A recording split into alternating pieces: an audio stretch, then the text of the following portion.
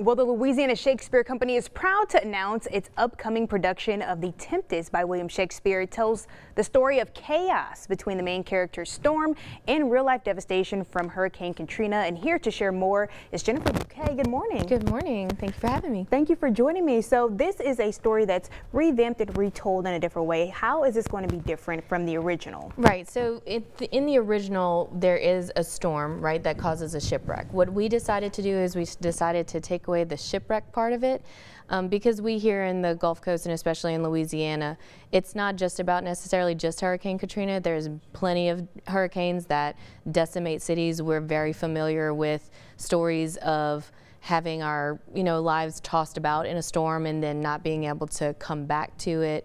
And New Orleans, it is the 20th anniversary of Hurricane Katrina, and that was very much so at the forefront of my brain whenever we were talking about how we were going to adapt this version of it.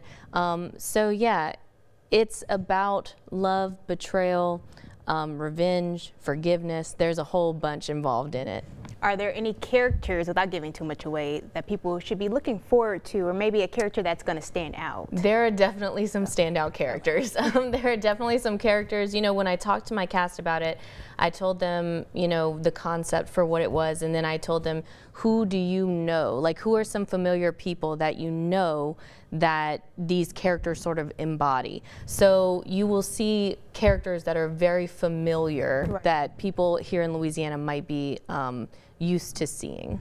And even if people aren't from Louisiana or lived through Katrina, I'm sure people have lived through some type of devastation, heartbreak, storm, or some type of storm in their life, whether it's, literally or figuratively. Correct. So now talk about what people can expect from a family standpoint. Is this kid friendly? Can everybody come to this type of show? Everybody can come to this type of show. We do have a warning whenever you buy tickets, because there will be loud noises, flashing lights, because it is about a storm. So we have loud thunder, we have flashing lights to simulate lightning, things like that. But it is funny. It is, I would say family friendly for older children, just because the language, we still are speaking the Shakespeare language, so it may be very difficult for little kids to understand. But yeah, it's still family friendly. Anybody can come. Tickets are on sale now. And I'm glad you mentioned the lights too. That's, for anyone who has sensitivities to the lights and sound and things like that. That's good to know.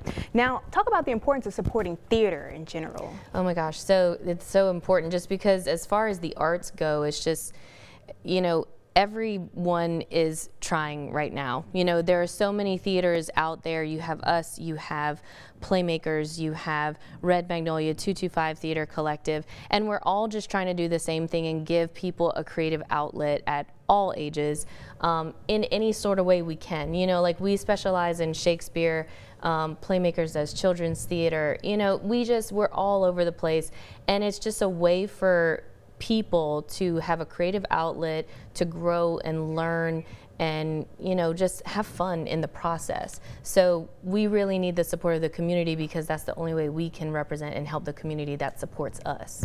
Now I have to ask, because I know you do a lot behind the scenes, will you be making any appearances on the stage in this production, or can you not in this production? Not in this production. Okay. I'm directing it. Right. I'm not going to say not in the future. You might not see me on the stage, but not in this one. Not in this one. Well, if you want to check this out, you have several opportunities on Fridays and Saturdays in August, and tickets are $25, so pretty affordable for your family. Of course, you can bring the kids if you want to do that as well. Tickets are on sale now, and this is happening at the Arts Council in Baton Rouge. So you can find more information. Jen, thank you so much for joining me this morning. We'll have more information on our website, LouisianaFirstNews.com. Stay right there. We'll be right back after the break.